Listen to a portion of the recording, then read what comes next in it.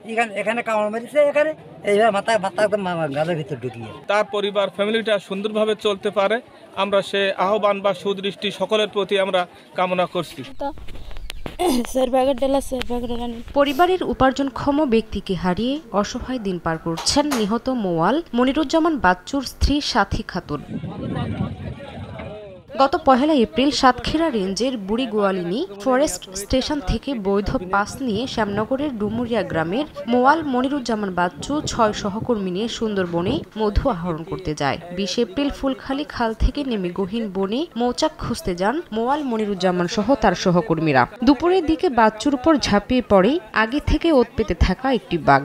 বাঘটি বাচ্চুকে কামড় দিয়ে গহীন বনের দিকে নিয়ে যাওয়ার সময় সহকর্মীরা লাঠি সোঁটা দিয়ে পাল্টা আক্রমণ করলে বাচ্চু ফেলে পালিয়ে যায়। ততক্ষণে মারা যায় বাচ্চু। পরে বন বিভাগের পক্ষ থেকে মরদেহ উদ্ধার করে পরিবারের কাছে হস্তান্তর করা হয়।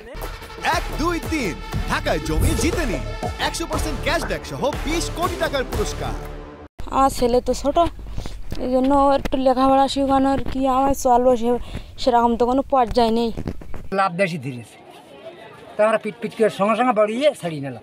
এখানে কামড় মেরেছে, এখানে এইভাবে মাথা একদম গালের ভিতর ঢুকিয়ে। তার পরিবার ফ্যামিলিটা সুন্দরভাবে চলতে পারে, আমরা সে আহ্বান বা সুদৃষ্টি সকলের প্রতি আমরা কামনা করছি। পরিবারটি বর্তমানে খুব অসহায়, তাই ওই পরিবারকে যদি সরকারিভাবে কোনো একটা কাজের ব্যবস্থা করা হয় তাহলে সত্যিকারে ওই ফ্যামিলিটা উপকৃত হবে। তবে মোয়াল বাচ্চুর পরিবারকে আর্থিক ও খাদ্য সহায়তা দেওয়া হয়েছে উল্লেখ করে জেলা প্রশাসক জানান, বন বিভাগের বৈধ পাস নিয়ে বনে কেউ দুর্ঘটনায় মারা গেলে পরিবার ক্ষতিপূরণ পাবেন। তার পরিবারের তার সন্তানদের জন্য যদি ভবিষ্যতে লেখাপড়া বা অন্য কোনো বিষয়ে কোনো সহযোগিতা প্রয়োজন হয় আমরা জেলা প্রশাসন থেকে সেটি করব।